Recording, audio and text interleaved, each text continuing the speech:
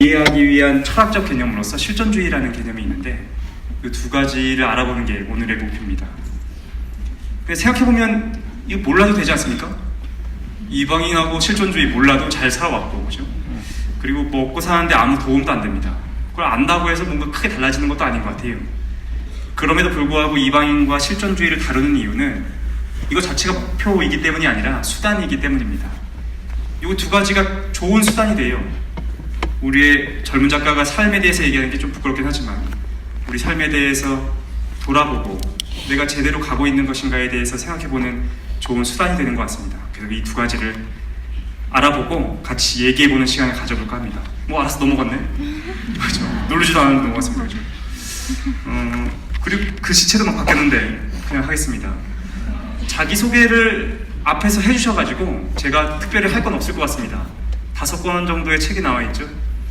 지적대화를 위한 10권의 편지책 1, 2권이 나와 있고 한 집 걸러서 한 집에 있다는 그 책.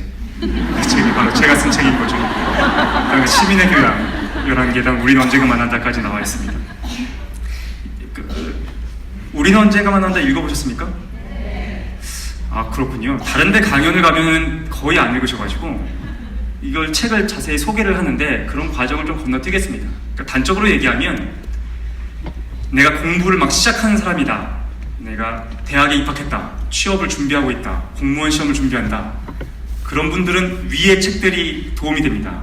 지대너벨 1권, 시민교양, 지대너벨 2권이 도움이 되고 나는 책을 좀 읽고 공부를 좀 해왔던 사람이다.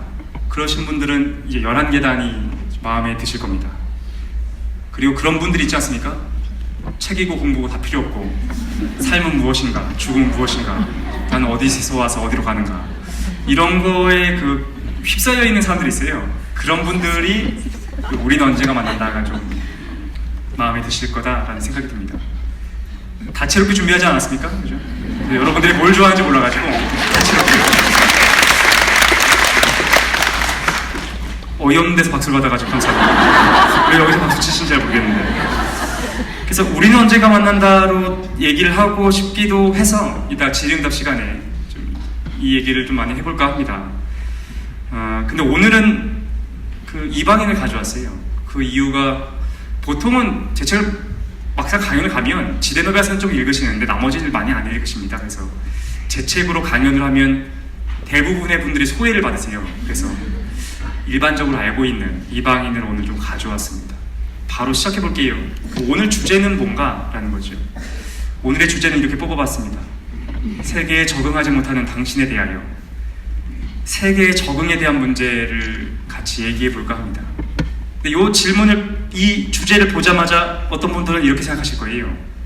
나는 아니다. 나는 잘 적응해왔다. 대학도 잘 갔고 취업도 잘했고 가정을 이루어서 먹고 사는데 문제가 없다. 그러신 분들이 많을 거라는 생각이 듭니다.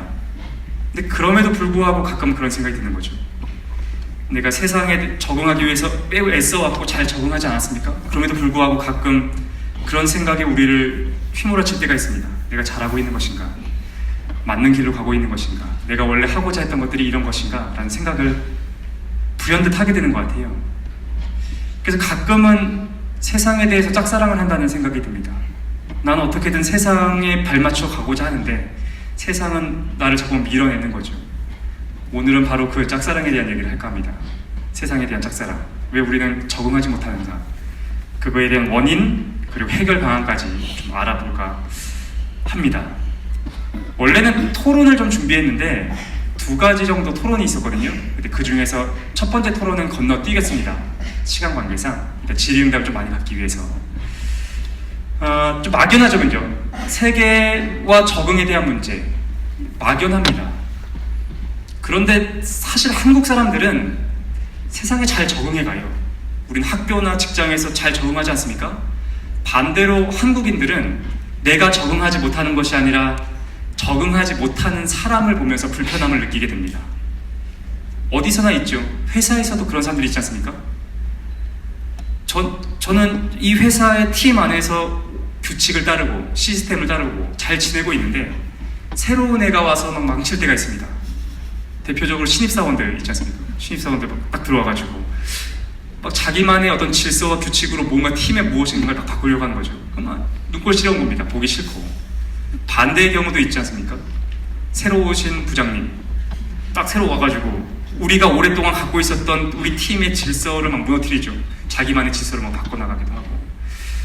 그래서 우리는, 한국 사람들은 타인, 세상에 내 질서에 적응하지 못하는 그 타인이 불편합니다. 거기서부터 이야기를 시작해 보려고 해요. 우리 세계에 적응하지 못하는 그 타인에 대한 얘기에서부터 나의 적응에 대한 이야기로 나아가 볼까 합니다. 막연하지 않습니까? 그래서 구체적인 사람을 갖고 왔습니다. 우리 세상에 적응하지 못하는 사람. 그 구체적인 사람이 누구냐? 이거 알아서 막 넘어가네? 이거 질문 안 할 거예요. 이거 안 할 건다고. 이방인이죠. 아, 누가 눌러주고 계시는 거죠? 알겠습니다. 좀 누르지도 않는데 막 넘어가가지고. 그 적응하지 못하는 사람, 그 대표적인 사람이 이방인의 주인공 메르소라는 생각이 들었습니다. 그래서 메르소를 한번 알아보려고요. 얘는 왜 지멋대로 행동하는가? 그리고 우리는 이런 사람들, 자기의 어떤 나름대로의 규칙으로 우리 사회의 질서와 윤리, 도덕적 규범을 무너뜨리는 사람, 그 사람을 어떻게 받아들일 것인가에 대한 얘기를 해볼까 합니다. 이방인 읽으셨습니까? 읽으셨어요? 여기 오신 분들이 좀 다른 것 같긴 합니다. 어딜 가나 이제 이방인 읽으신 분이 거의 없어가지고 이방인은 한국 사람들이 그나마 많이 읽는 소설 중에 하나입니다. 왜냐면 짧죠. 다른 거에 비해서 무척이나 짧지 않습니까? 그래서 이제 많이 읽는 편인데, 작가는 알베르 까미가 작가입니다. 잠깐만, 알베르 까미 맞네? 잠깐만, 헷갈리네? 사실 제가 4시에 일어났습니다. 그래서 비행기 타고 가요. 정신이 없는데. 알베르 까미 맞죠? 그죠? 네. 까미 맞나? 맞죠? 예, 알겠습니다. 정신이 없어가지고. 까미에 대한 얘기는 좀 하지 않으려고요. 까미가 아니죠. 까미 맞죠? 그죠? 죄송합니다. 왜 이러지 내가? 죄송합니다. 지금 CPU가 정상적으로 작동을 안 해가지고. 알겠습니다. 까미에 대한 얘기는 하지 않겠습니다. 그 대신에 작품 얘기를 좀 중심으로 진행해 볼까 합니다.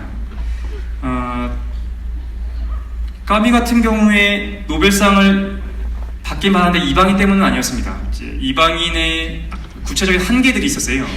어떤 유아론적인 사고를 벗어나지 못하다는 한계가 있었기 때문에 나중에 그걸 극복한 이제 사회 참여적인 페스트라는 작품으로 노벨상을 받게 되는데, 사실 까미를 유명하게 만들었던 거는 페스트보다는 이방인이 좀 더 앞서 있다는 생각이 듭니다. 그리고 이방인에 대한 평가는 크죠. 그 20세기에 가장 문제적이고 가장 생각할 거리를 많이 던져주는 작품이라고 할 수 있겠습니다. 소설에 대한 내용 얘기를 해볼게요. 이방인 자체는 아주 단순한 서사 구조로 되어 있습니다. 주인공이 메르소죠. 메르소는 그냥 회사원입니다. 무역회사에 다니고 있는 회사원인데, 메르소가 어느 날 어머니의 장례식에 관련된 어머니의 죽음에 대한 정보를 받게 되죠. 그리고 장례식장에 가서 장례를 치르게 됩니다. 그리고 돌아와요. 감사합니다. 좋은 걸 받겠네요. 그죠? 장례식장에 돌아와서 애인 마리를 만나고 친구 레몽을 만나는데, 레몽의 여자 때문에 좀 일이 꼬이기 시작합니다. 그러다가 아랍인 살해 사건에 휘말리게 되죠. 그리고 나서 여기까지 1부에 대한 내용이고 나머지 2부는 그거에 대한 재판 과정입니다. 그러니까 소설은 굉장히 단순한 구조로 되어 있어요. 어머니의 장례식장에 가고 마리와 레몽을 만나고 그리고 그거에 대한 재판 과정, 이게 이 소설의 기본적인 구조가 됩니다. 단순한 소설인 거죠. 오늘 우리는 이 소설을 구체적으로 알아볼까 합니다. 읽으신 분들은 소설이 이런 내용이었구나 라는 걸 좀 다시 한번 생각하실 수 있을 거고, 안 읽으셨던 분들은 구체적인 내용을 알므로써 토론에 좀 참여하실 수 있을 것 같아요. 그래서 우리는 구체적으로 유명한 부분도 같이 읽어볼 겁니다. 어디가 유명하냐? 맨 첫 장이 유명하고 중간에 그 아랍인 살해 사건이 유명합니다. 그리고 마지막 그 재판 결과 그 유명하거든요. 유명한 것도 같이 읽어보면서 오늘 내용을 좀 전개시켜 볼까 합니다. 근데 소설에 대한 내용을 좀 시작하기 전에 주의사항이 있어요. 2가지 주의사항이 있습니다. 첫 번째 주의사항, 시대적 배경에 대한 이해가 필요합니다. 이 소설의 배경은 알제리가 배경인데, 프랑스의 식민지 시절의 알제리다라고 생각하시면 됩니다. 1830년대가 되면 프랑스가 알제리를 침공하기 시작해요. 그리고 1870년이 넘어가면 완벽하게 식민지가 됩니다. 그래서 식민지 시기절이 굉장히 길었어요. 그래서 언제 끝나냐면은 1962년인가? 그러니까 100년 넘게 이제 프랑스의 식민지였던 거죠. 프랑스인들도 일본인들과 별로 다르지 않았습니다. 굉장히 악랄한 방법으로 알제리 사람들을 이제 억압했던 거죠. 그래서 원래 그 알제리에는 누가 살고 있었느냐? 원래는 아랍인들, 무슬림들이 살고 있었어요. 그리고 식민지가 된 다음에는 프랑스 국민들이 일부 와서 알제리에 거주하게 됩니다. 그러니까 이 소설의 시대적 배경에서는 알제리거든요. 근데 99%의 2등 국민, 알제리인들이 있고 1%의 1등 국민, 프랑스인이 지금 와 있는 상태다라는 걸 좀 기억하시면 될 것 같습니다. 메르소는 누구냐? 그 알제리에 거주하는 1%의 1등 국민, 프랑스인이다 라고 생각하시면 돼요. 이걸 좀 염두에 두셔야 되고, 두 번째는 여성에 대한 서사가 불만족스럽습니다. 어쩔 수 없이 옛날 소설이다 보니까 여성을 굉장히 수동적인 존재로 묘사를 하거든요. 그러니까 현대인의 어떤 양성 평등에 대한 관점에서 보면 한없이 부족하긴 한데 옛날 소설이 있거니 하고서 좀 넘어가시면 될 것 같습니다. 소설을 좀 시작해 볼까요? 예, 시작해 보도록 하겠습니다. 그래서 중요한 부분, 유명한 부분부터 한번 읽어보려고. 첫 장이 유명합니다. 그래서 첫 장부터 한번 볼게요. 마찬가지로 안 되는데요? 아, 왜 이렇게 안 되네. 됐다. 1부. 첫 장을 한번 읽어볼까 합니다. 말로 할게요. 다음. 그렇죠. 첫 장 제가 읽어보겠습니다. 이렇게 시작해요. 오늘 엄마가 죽었다. 아니 어쩌긴 어제. 양로원으로부터 전보가 온 것이다. 모친 사망, 내일 장례식. 그것만으로는 알 수가 없다. 아마 어제였는지도 모르겠다. 양로원은 알제에서 80km쯤 떨어진 마랑고에 있다. 오늘 2시에 버스를 타면 날이 저물기 전에 도착할 수 있을 것이다. 그러면 밤샘을 할 수 있을 것이고 내일 저녁에는 돌아올 수 있으리라. 나는 사장에게 이틀 동안의 휴가를 청했다. 사장은 이유가 이유인 만큼 거절할 수가 없었다. 그러나 좋아하는 눈치는 아니었다. 나는 그에게 이런 말까지 했다. 그건 제 탓이 아닙니다. 사장은 아무 대답도 하지 않았다. 그제서야 나는 그런 말은 하지 않는 것이 좋았을 것이라고 생각했다가 이 첫 장입니다. 재밌는 거는 아무것도 시작도 안 했지 않습니까? 첫 장밖에 안 읽었는데 한국인들의 절반 정도는 이미 불편해지기 시작합니다. 그리고 나머지 절반은 뭐가 불편하다는 거냐? 라는 생각을 하게 되거든요.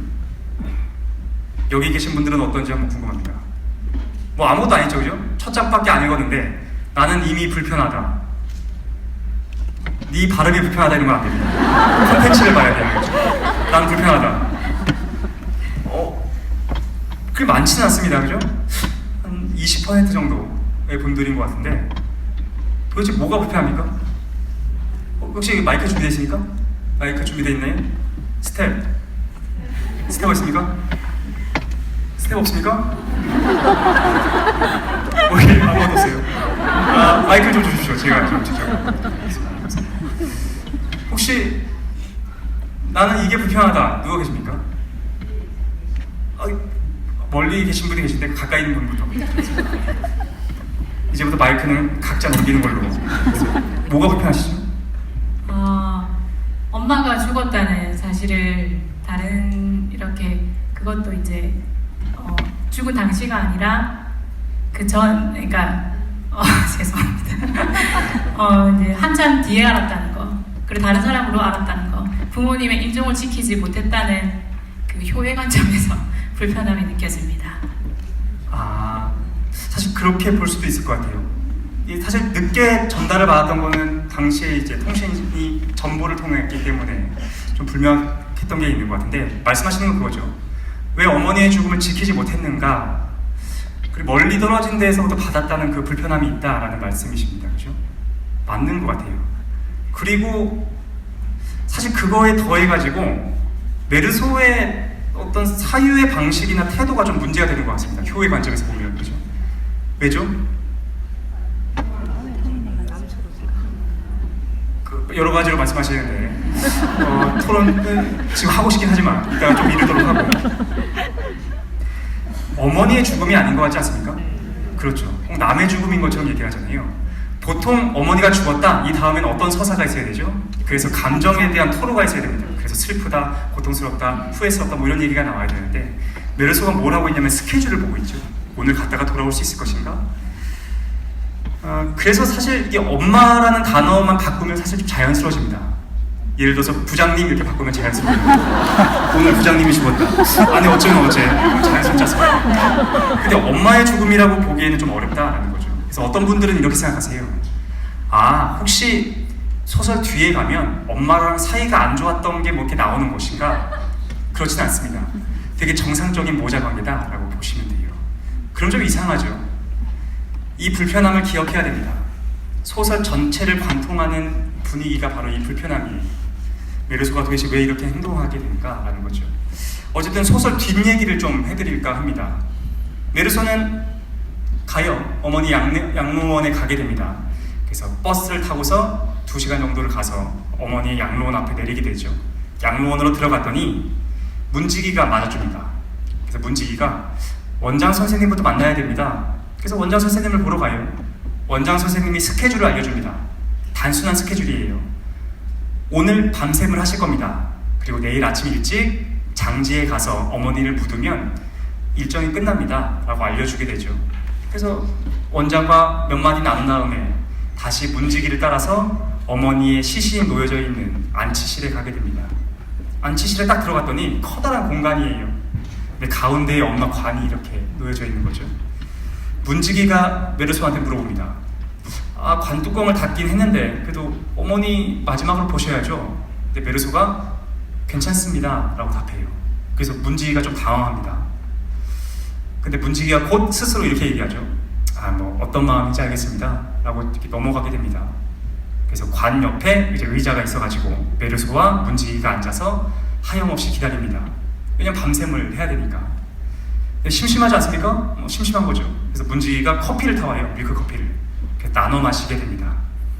근데 커피를 마시니까 메르소가 담배를 피우고 싶은 거예요. 그래서 안 피울 이유는 없지 않습니까? 그래서 거기서 담배를 좀 피우게 되죠. 문지기랑 같이 나눠 피기도 하고. 그리고 졸게 됩니다. 눈을 떴을 때 건너편에 관이 있으면 저 건너편에 어머니의 양로원 친구분들이 오게 돼요. 그래서 쪼르륵 앉아 계신 거죠. 그리고서 이제 메르소를 계속 나를 관찰합니다. 같이 관찰해요. 그런 과정을 겪게 되죠. 그리고 새벽녘쯤 다 같이 이제 잠이 듭니다. 졸면서 잠이 들어요. 다음날 아침 됐고 이제 장지로 가서 어머니를 묻어야 되는 차례입니다. 4명만 갑니다. 원장, 문지기, 메르소, 그리고 어제는 없었던 빼레라는 영감이 따라가는데 빼레는 엄마의 남자친구예요. 그러니까 양로원에서 친구 사이인데 너무 이렇게 친하니까 주변 사람들이 약혼자다 이렇게 놀리는 그런 관계인 겁니다. 빼레는 뭐 계속 옵니다. 메르소는 그게 좀 마음에 안 좋죠.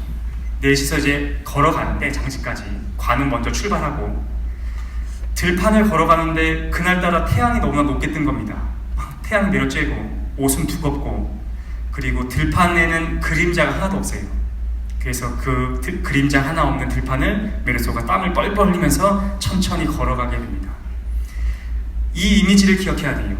이 장렬하는 태양, 이게 이방인을 관통하는 이미지가 됩니다. 사실 실존주의 문학이나 실존주의 영화 전체에서 이 태양이 나오는데 그 얘기는 뒤에 다시 한번 해보도록 하겠습니다. 어쨌든 장지까지 가요. 그리고 어머니를 묻고 일정이 끝나게 되죠. 메르소는 다시 버스를 타고 집으로 돌아오게 됩니다. 그리고 잠이 들어요. 침대에서 눈을 떴을 때 토요일인 걸 알게 됩니다. 아, 목요일날, 금요일날 보내고 이제 토요일이 된 거예요. 근데 자기도 주말일 줄 몰랐던 거죠. 그래서 할 게 없는 겁니다. 그래서 뭐 하지? 생각하다가 수영을 하기로 해요. 지금 알제리의 수도 알제거든요. 알제는 바닷가 근처에 있는 겁니다. 그래서 오늘 해수욕이나 좀 해야 되겠다.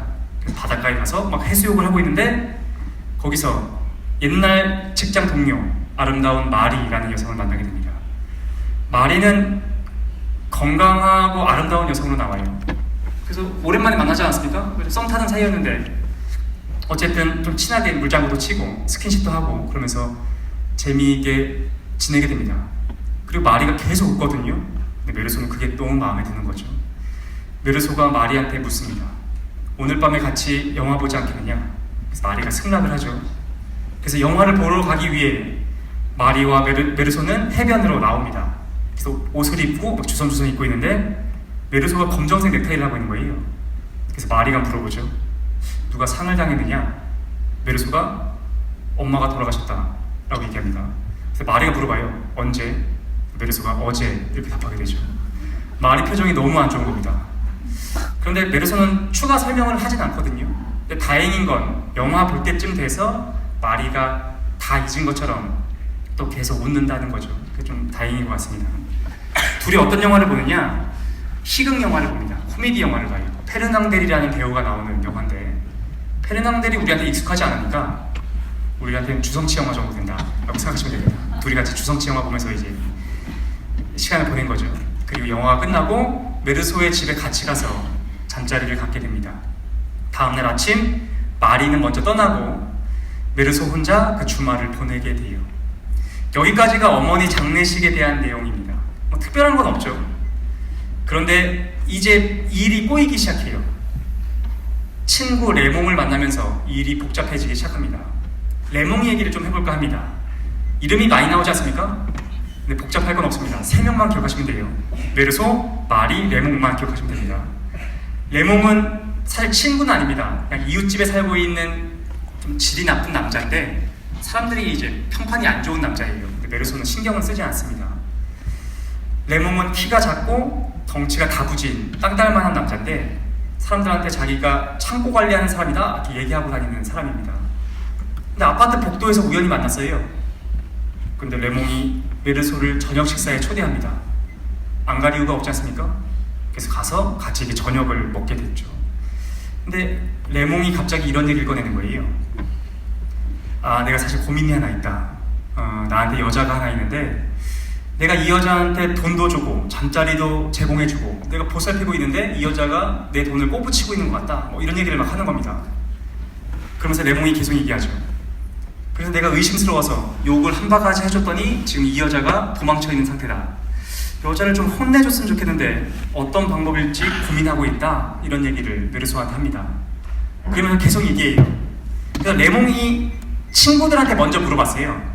어떻게 하면 여자를 혼내줄 수 있지? 이렇게 물어봤더니 친구들도 별로 질이 안 좋은 거죠. 그래서 친구들이 여자의 얼굴을 찢어버리면 된다 이렇게 해줬는데 레몽은 그 정도까지 하고 싶진 않은 겁니다. 그래서 메르소한테 얘기해요. 내가 고민 끝에 이런 방법을 생각해냈다 라고 얘기하는 거죠. 우선 여자를 지금 도망쳐 있으니까 불러와야 되지 않습니까? 그래서 편지를 먼저 쓴다는 겁니다. 편지, 성적인 욕망을 불러일으키는 편지를 써서 여자한테 보내면 여자가 일단 올 거 아닙니까? 그럼 같이 잠자리를 갖고 관계가 끝나기 바로 직전에 여자의 얼굴에 침을 뱉어주고 그녀를 아파트에서 내쫓으면 나는 이게 혼내준 거라고 생각한다 라고 레몽이 얘기하는 거죠. 메르소가 그 얘기를 듣고 있는데 뭐 그럴 수도 있겠다 라고 생각합니다. 근데 레몽이 얘기하죠. 그래서 말인데 내가 듣기로 메르소 자네가 점잖고 배운 사람을 알고 있다. 그래서 나 대신에 편지를 좀 써줬으면 좋겠다. 그래서 메르소가 아무 얘기도 안 합니다. 레몽이 물어보죠. 편지 쓰기가 귀찮냐? 메르소가 귀찮은 것까지는 아니다 라고 답하거든요. 근데 레몽이 오케이! 그랬더니 테이블을 치우고 편지지를 놓고 연필을 쥐어준 겁니다. 그래서 어이없게 성적 욕망을 불러일으키는 편지를 쓰게 됐어요. 메르소가 그래서 끄적끄적 씁니다. 쓰면서도 메르소 레몽 마음에 좀 들었으면 좋겠다라는 생각으로 편지를 막 쓰게 되죠. 그래서 쓰는 과정 중에 이 여자가 아라딘이라는 것을 메르소가 알게 됩니다. 어쨌든 사건이 벌어져요. 며칠 뒤 이제 메르소가 집에 있었거든요. 근데 레몽네 집에서 막 사람 비명소리랑 우당탕탕 소리가 나는 겁니다. 그래서 메르소가 가봤더니 이미 레몽 집 앞에 사람들이 막 모여 있어요. 경찰이 와 있고. 그러니까 사건이 실제로 이렇게 발생한 겁니다. 레몽이 그 편지를 보냈어요. 여자가 오긴 온 겁니다. 근데 뜻대로 안 된 거죠. 여자가 오자마자 레몽이 뺨을 때렸고 레몽이 화가 나서 지금 여자를 막 패고 있었던 중이에요. 그러니까 막 비명소리가 들리고 경찰이 온 거죠. 레몽이 경찰 조사를 받게 됐습니다. 근데 메르소한테 부탁해요. 내가 경찰 조사를 받게 됐는데 메르소 자네가 좀 증언을 해줬으면 좋겠다. 뭐 어려운 건 아니고 그냥 평소에 이 여자가 나한테 버릇없이 굴었다 정도만 얘기해 줄게 라고 부탁을 하고 안 들어줄 이유가 없지 않습니까? 그래서 메르소가 들어줍니다. 근데 어쨌든 레몽은 메르소가 마음에 들어요. 그러니까 레몽이 생각하기에는 이런 거죠. 아, 우리는 남자고 친구 아니냐, 뭐 레몽은 막 생각하고 있는 겁니다. 그래서 고마운 마음에 레몽이 메르소를 초대해요. 어디로 초대하느냐? 자기 친구가 해변가에 아주 멋진 고급 빌라, 그 뭐죠? 뭐라고 그러죠, 그걸? 펜션 같은 걸 갖고 있는데 요번 주말에 마리를 포함해서 우리 다 같이 가서 요번 주말에 놀다 오자 라고 레몽이 제안하는 거죠. 그래서 메르소가 뭐 가기로 합니다. 그래서 마리, 메르소, 레몽이 그 친구네 집 별장에 가서 시간을 보내게 되는 거죠. 그래서 즐거운 시간을 보냅니다. 밥도 같이 해먹고. 그러다가 남자들끼리만 해변을 걷기로 해요. 산책을 좀 하자. 남자여봤자 3명밖에 없는 거죠. 메르소, 레몽, 그리고 레몽 친구, 별장 주인 이 셋이서 해변을 산책하게 됩니다. 그래서 천천히 산책하면서 이야기를 나누고 있는데 저기 건너편 멀리에서부터 2명의 건장한 아랍인이 막 걸어오는 거예요. 근데 레몽이 메르소한테 얘기합니다. 야, 쟤 왼쪽에 있는 애가 내 여자의 그 오랍이다 라고 얘기를 하는 거죠. 그리고 싸움이 붙습니다. 그 싸움 가운데 아랍인들이 단도를 뽑아서 레몽의 팔을 긋게 돼요. 그 피가 막 철철 나게 되는 거죠. 레몽이 화가 났습니다. 그래서 총을 꺼내서 그들을 막 쏘려고 하는 거죠. 메르소가 놀라요. 왜냐면 총이 있는지 몰랐거든요. 그래서 그 피스톨을 뺏어서 자기가 숨기죠. 그래서 레몽한테는 야, 진짜 위험하면 내가 쏘겠다. 지금은 좀 참아라 라고 얘기를 합니다. 총을 본 아랍인들은 도망가요. 그리고 남자들은 이 셋은 다시 펜션으로 돌아오게 됩니다. 그러니까 이제 번잡해진 거죠. 왜냐면 마리가 계속 옵니다. 왜냐면 상처가 막 나서 왔으니까. 그리고 레몽도 피가 나니까 예민해져 있는 거예요. 막 신경질을 부리는 겁니다. 너무 번잡한 거죠. 그래서 메르소는 그 펜션에 들어가지 않습니다. 왜냐면 자기는 이러려고 온 게 아니었거든요. 마음의 안정과 평화를 위해서 여기 온 거지 이렇게 번잡하려고 온 게 아닌 겁니다. 그래서 펜션에 들어가지 않고 혼자서 다시 산책을 시작해요. 그래서 해변을 천천히 걸어가게 됩니다. 그런데 때마침 태양이 다시 높게 뜬 겁니다. 그리고 바람이 한 점도 없어서 바다는 죽은 것처럼 고요하고 땀을 뻘뻘 흘리면서 메르소가 한 발짝 걸어가게 됩니다. 너무 힘들어요. 그러다가 생각이 나죠. 아, 저쪽 어딘가에 샘이 있었지. 내가 샘까지 걸어야 가야겠다. 그래서 샘까지 천천히 걸어갑니다. 샘에 도착했을 때 먼저 와 있던 사람이 있었어요. 누구냐면 바로 그 여자의 오라비가 샘에 와서 이제 그늘에 이제 누워서 이렇게 있는 거죠. 눈이 마주치게 됩니다. 그러면서 이 소설의 가장 중요한 사건, 아랍인 살해 사건이 발생하게 되는 거죠. 그 부분을 한번 읽어볼까 합니다. 다음, 이거 좋네요, 그죠? 제가 읽어보겠습니다. 해변에서의 사건입니다. 메르소가 생각해요. 내가 뒤로 물러서기만 하면 아무 일도 없을 것이라고 생각했지만 햇빛에 번쩍이는 해변이 내 뒤를 압박하고 있었다. 나는 샘을 향하여 몇 걸음을 옮겼다. 그는 웃고 있는 듯했다.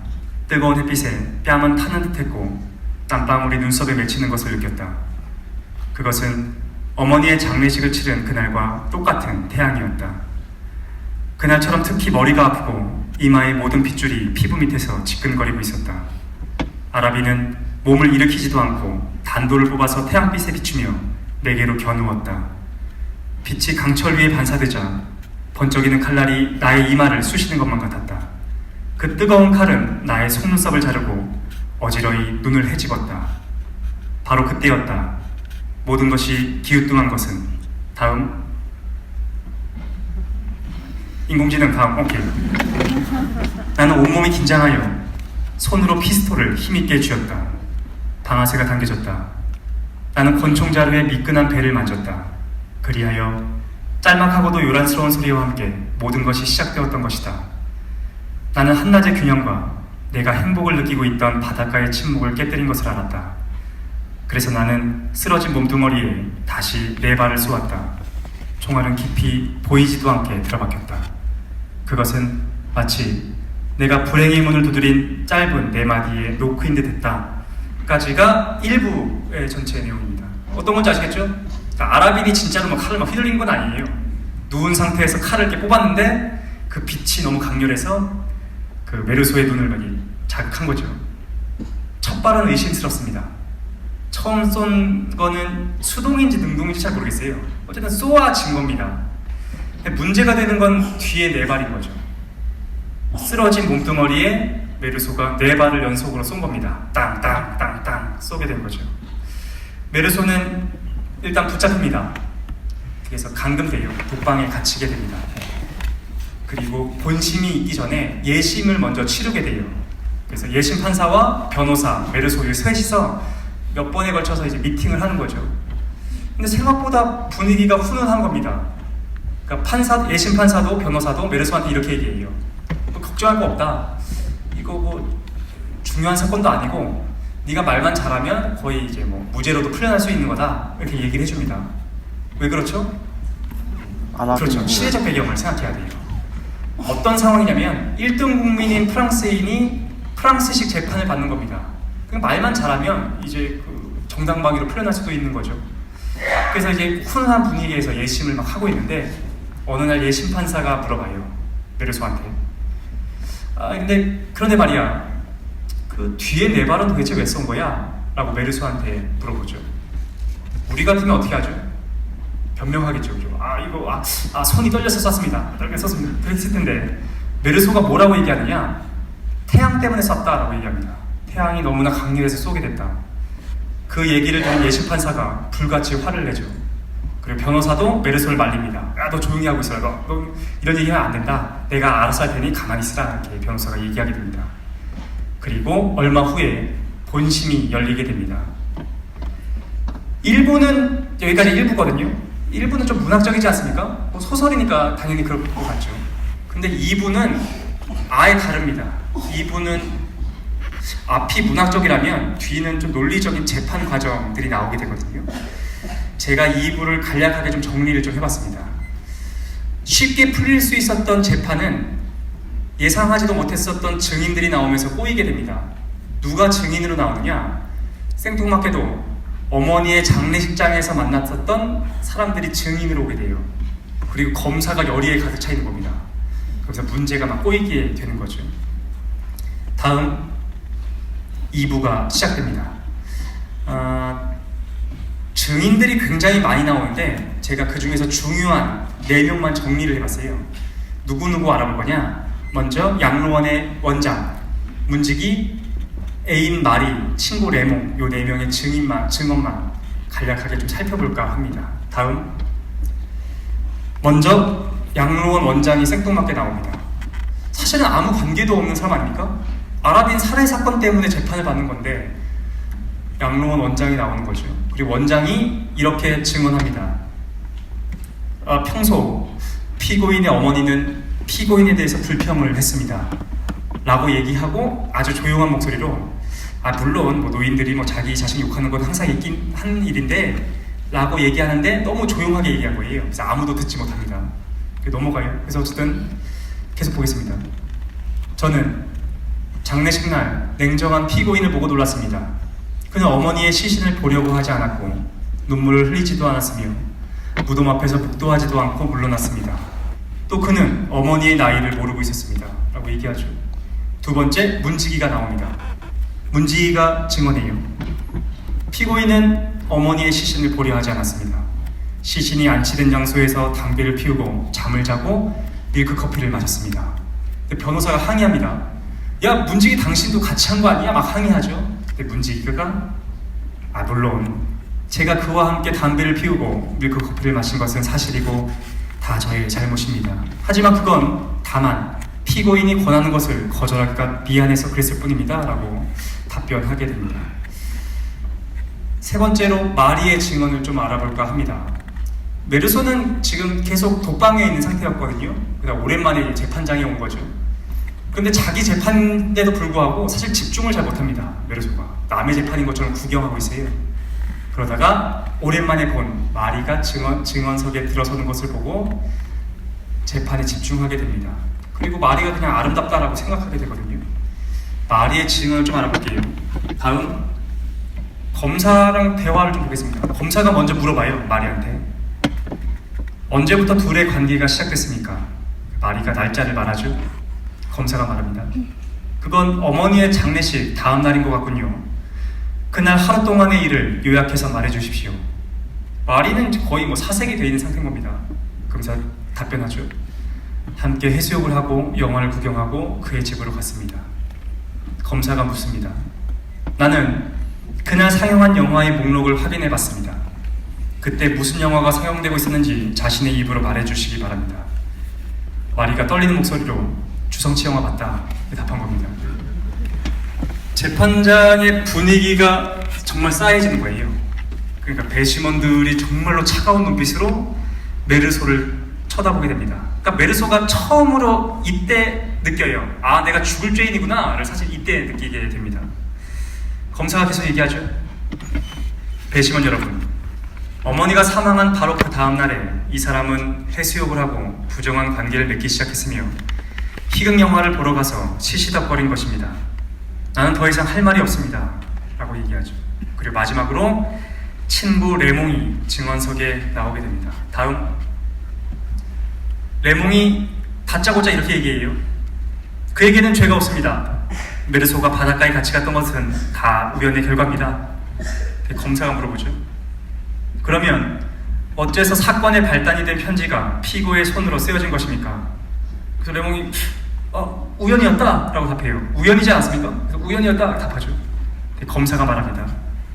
당신이 정부의 뺨을 때렸을 때 피고가 말리지 않은 것도 우연이고 피고가 경찰서에 가서 당신의 증인이 되었던 것도 우연입니까? 끝으로 묻겠습니다. 당신의 직업이 뭡니까?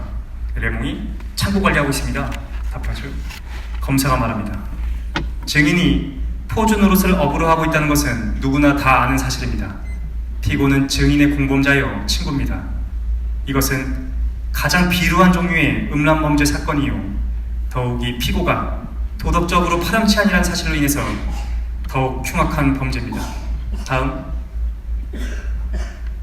배심원 여러분, 이것은 어머니가 사망한 다음 날 가장 수치스러운 정사에 골몰했던 피고가 부질없는 이유로 뭐라 말할 수 없는 풍기 사건의 결말을 지으려고 살인을 한 범죄입니다 라고 얘기하죠. 변호사가 항의합니다. 아니 도대체 피고는 어머니를 매장한 것으로 해서 기소된 것입니까? 살인을 한 것으로 해서 기소된 것입니까? 그랬더니 배심원들이 막 웃죠. 그리고 검사가 마지막 마무리를 합니다. 배심원 여러분, 변호인처럼 어떤 존경할 만한 순진성을 갖지 않고서는 두 사건 사이에 근본적이고 비장하며 본질적인 관계를 느끼지 않을 수가 없을 것입니다. 그렇습니다. 피고는 범죄자의 마음으로 자기 어머니를 매장했으므로 나는 이 사람의 유죄를 주장하는 것입니다 라고 얘기하게 되죠. 일단 재판이 끝났습니다. 그죠? 그리고 며칠 뒤 마지막 판결만이 남아있는 상태예요. 그리고 판결을 들으러 며칠 뒤 메르소가 재판장에 다시 들어가게 됩니다. 판사가 길게 판결문을 낭독해요. 이런 얘기를 하는 거죠. 그때까지만 해도 메르소는 집중을 잘 못하고 있습니다. 남의 재판인 걸 좀 구경하고 있죠. 그러다가 판사의 마지막 문장이 메르소의 귀에 들어오게 됩니다. 판결이 내려집니다. 다음, 판결. 프랑스 국민의 이름으로 피고를 광장에서 단두대형에 처한다. 사형 선고를 받게 되는 거죠. 메르소는 감금됩니다. 이제 독방에 있게 되는데 사형 선고가 내려졌지 집행이 된 건 아니에요. 그러니까 집행은 언제 될지 모르는 겁니다. 그래서 불안한 나날을 보내게 돼요. 언제 집행될지도 모르는 거죠. 그래서 하루하루 독방에서 시간을 보내게 되는데 1년이 넘게 집행이 미뤄지게 됩니다. 여름에 끝난 재판은 다음에 여름이 올 때까지 메르소를 독방에 남겨두게 된 거죠. 독방에서 메르소는 많은 생각을 합니다. 가장 많이는 마리 생각을 하죠. 그리고 어머니 생각을 하기도 하고 삶은 무엇이고 죽음은 또 무엇인지를 생각하기도 합니다. 그리고 대부분의 시간은 자면서 보내요. 자다 깨다 자다 깨다 이렇게 보내는 거죠. 그리고 어느 날은 자기가 독배 혼잣말을 하고 있다는 것을 깨닫게 됩니다. 벽을 보면서 혼자 얘기하고 있던 거예요. 좀 놀라기도 하고 그렇게 시간을 보내게 되죠. 근데 그 사이에 몇 번에 걸쳐서 신부님이 면회를 왔었거든요. 근데 계속해서 이제 거부를 하고 있었습니다. 근데 어느 날 신부님이 허락도 없이 독방 안으로 불쑥 들어온 거예요. 메르소가 불같이 화를 냅니다. 그러니까 메르소가 화를 내는 장면은 이 장면밖에 없거든요. 처음으로 불같이 화를 내죠. 그러니까 신부님을 밖으로 내쫓게 됩니다. 그리고 자기 분에 못 이겨서 잠이 들어요. 그리고 그 다음날 새벽에 혼자 독방에서 눈뜨게 됩니다. 소설에서는 명확히 나와 있지 않지만 아마 오늘이 사형 집행날인 것 같아요. 그러니까 신부님이 마지막 고해성사해라 그래서 억지로 들어온 거겠죠. 메르소도 알고 있었을 겁니다. 그래서 그 새벽에 메르소가 혼자서 생각을 하게 되죠. 이게 이 소설 전체의 마지막 부분입니다. 다음, 감옥에서의 독백이죠. 잠이 들었던 모양이다. 밤의 끝에서 백고동 소리가 울렸다. 그것은 이제 나에게 영원히 관계가 없게 된 하나의 세계로부터의 출발을 알리고 있었다. 참으로 오랜만에 엄마를 생각했다. 엄마는 왜 인생이 다 끝나갈 때 약혼자를 만들어 가졌는지, 왜 생애를 다시 시작해보는 노름을 했는지 나는 알 수 있을 듯 했다. 그곳 생명들이 꺼져가는 양로원 주변도 저녁은 우수가 깃들인 휴식시간 같았을 것이다. 그처럼 죽음 가까이에서 어머니는 해방감을 느끼며 모든 것을 다시 시작해볼 마음이 생겼을 것임에 틀림없다. 어느 누구도 어머니의 죽음을 슬퍼할 권리는 없는 것이다. 다음. 그리고 나도 또한 모든 것을 다시 시작해볼 수 있으리라는 생각이 들었다.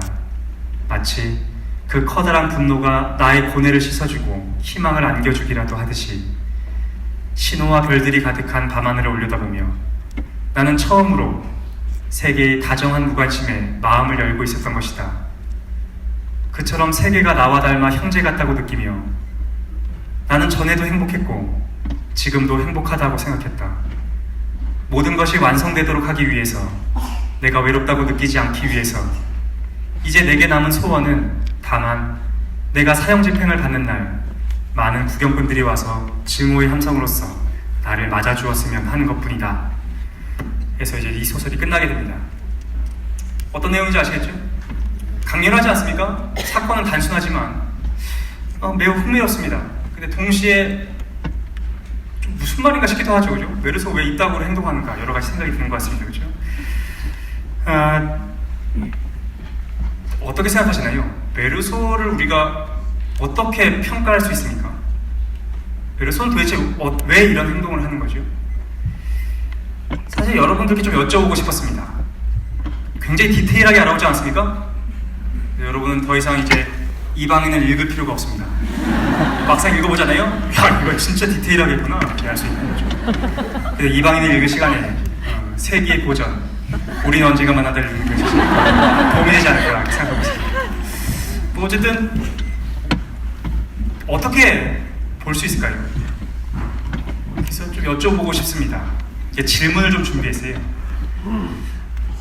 다음, 메르소에 대한 어떤 평가, 단순한 평가부터 한번 시작해볼까 합니다. 메르소를 이해하기 위해서. 메르소는 부도덕한 인물입니까? 어떻게 생각하시나요? 메르소가 도덕적이다 라고 얘기하기에는 좀 어려움이 있습니다. 왜냐면 어쨌든 사람을 죽이기도 했고, 그러니까 도덕적이다 라고 얘기하기는 좀 어려울 것 같은데, 그래서 부도덕한 인간이냐 하는 거죠. 어떻게 생각하십니까? 여기 오신 분들은 어떤 생각을 하시는지 거수로 한번 사전조사를 한 다음에, 궁금하지 않습니까? 남들은 도대체 어떻게 생각하고 있나, 어떤 세계관을 갖고 있나? 그래서 거수로 알아본 다음에 좀 얘기를 나눠볼까 합니다. 시키지 않을 거예요. 거수로만 알아볼 겁니다. 첫 번째, 메르소 부도덕한 인간이다. 꽤 많네요. 알겠습니다. 3분의 1 정도가 부도덕하다라고 생각하시는 것 같습니다. 두 번째, 부도덕한 것까지는 아니다. 이게 더 많군요. 한 3분의 2 정도 되는 것 같습니다. 알겠습니다. 왜 그렇게 생각하셨나요? 왜 부도덕하다 혹은 부도덕하지 않다라고 생각하셨습니까? 누가 한번 말씀해 보시겠습니까? 저기 계시네. 마이크 있죠? 저쪽.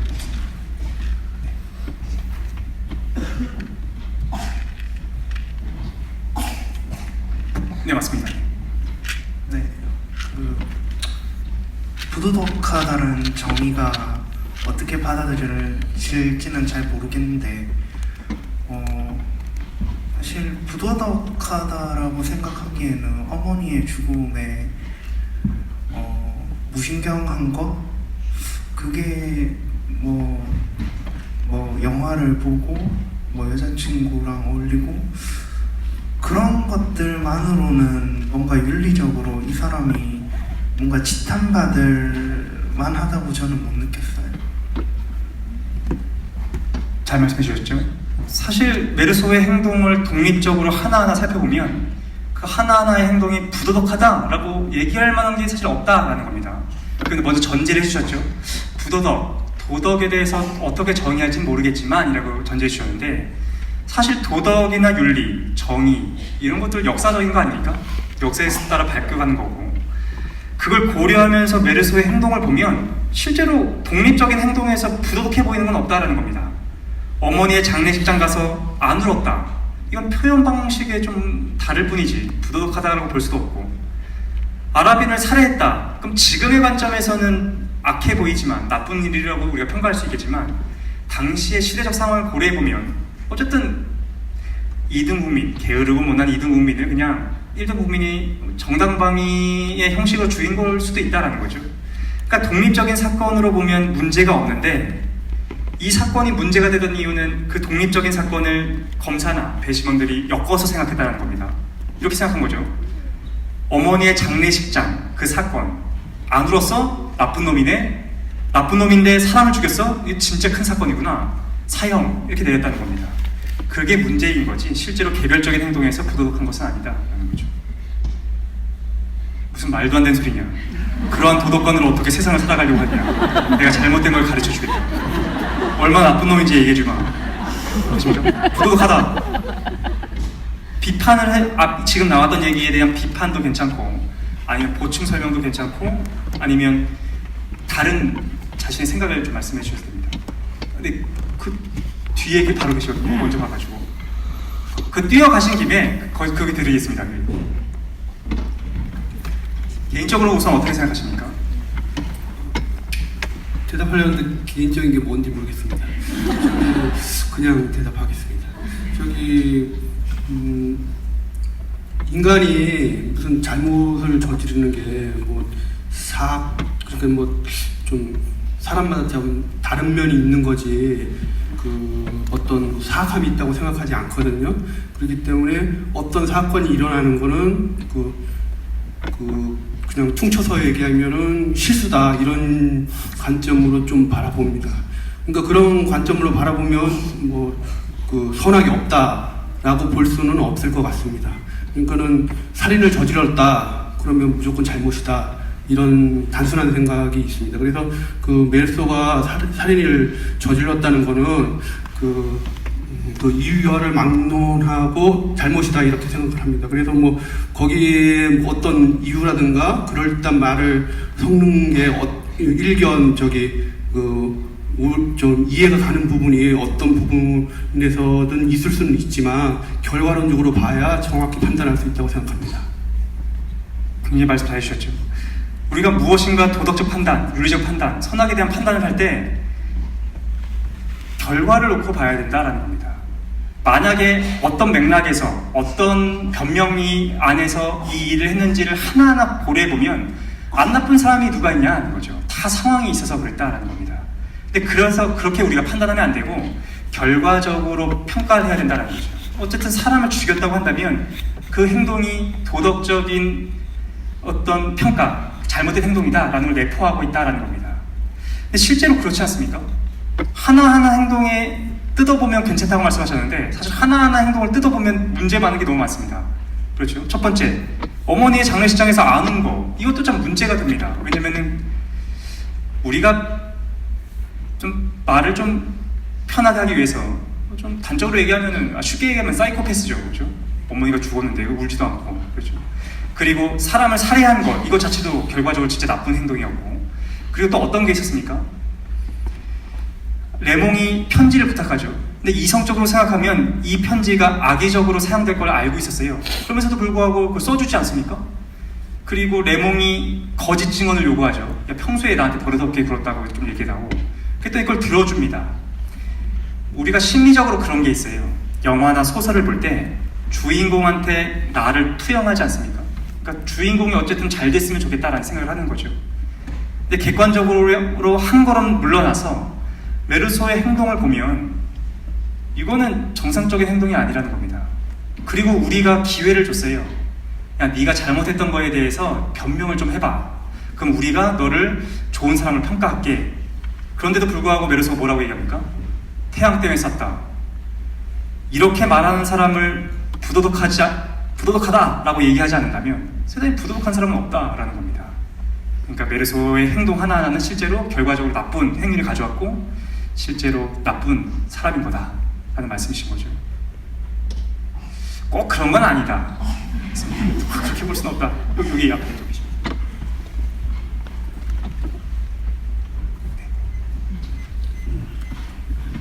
네, 먼저 최사장님 이렇게 강연에서 보게 돼서 너무 영광이고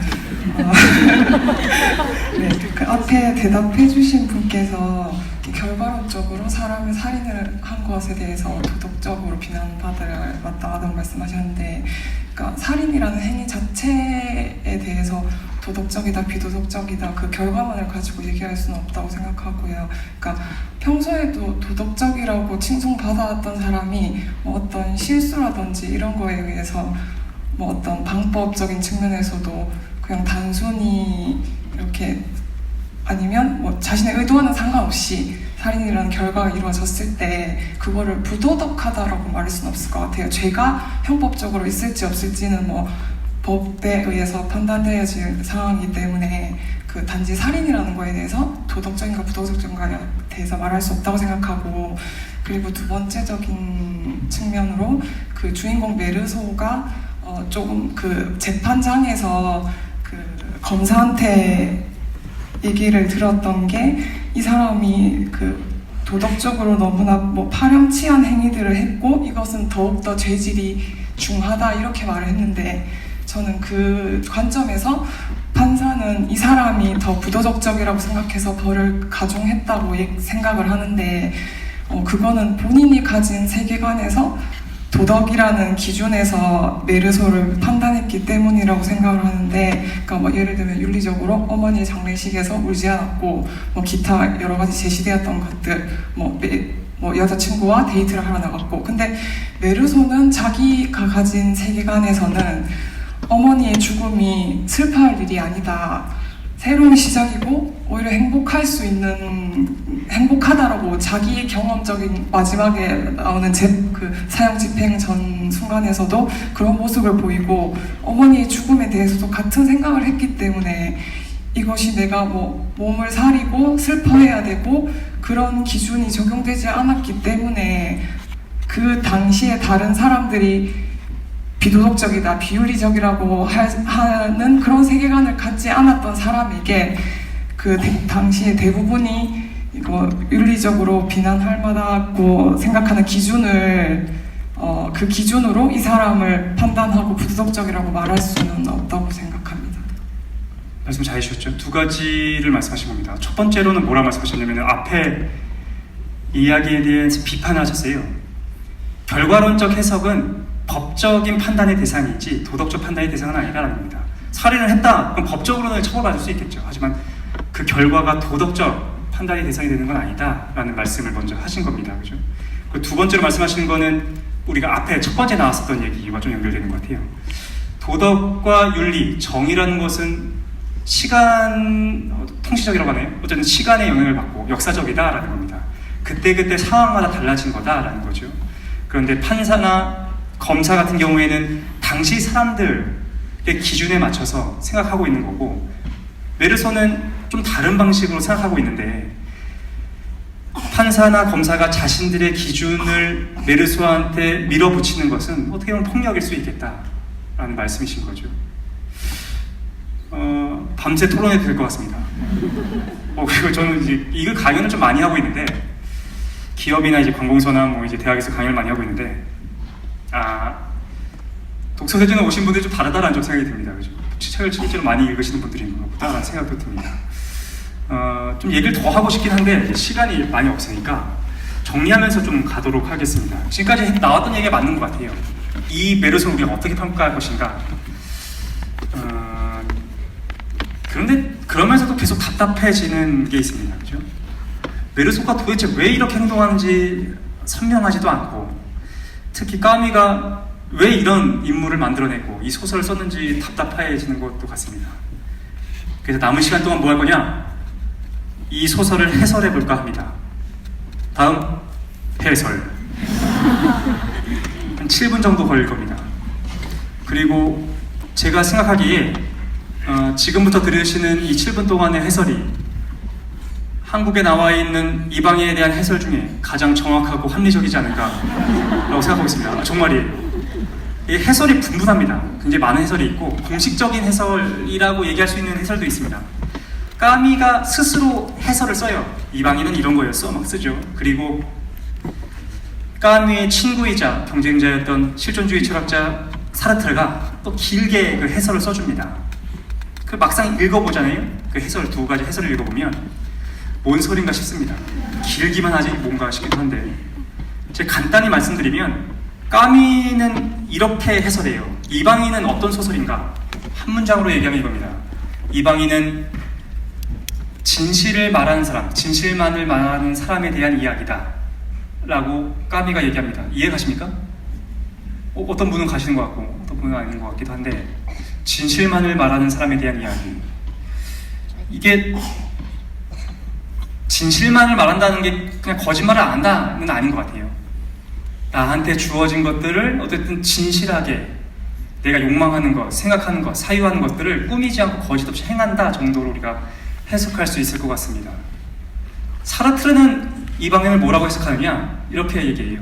한 문장, 그것도 긴데 한 문장으로 얘기하면 이렇게 얘기하죠. 이방인은 사제와 제사장이 오기 이전에 있었던 사람에 대한 이야기다 라고 얘기합니다. 이게 무슨 말이죠? 사제와 제사장이 오기 이전에 있었던 사람에 대한 이야기, 이렇게 해석할 수 있을 것 같아요. 선악, 윤리, 도덕, 정의, 이게 우리 인간의 본성에서 나왔다고 생각하십니까? 아니면 외부의 누군가가 우리한테 가르쳐 준 거라고 생각하십니까? 의견이 분분하죠. 근데 서구의 입장에서 보면 이걸 가르쳐 준 사람이 있다고 생각하는 것 같아요. 서구를 기준으로 보면 누가 우리한테 선과 악, 정의, 윤리를 알려줬죠? 역사적으로 보면 그리스도교입니다. 그죠? 그리스도교가 선과 악에 대한 기준을 만들어내기 시작하죠.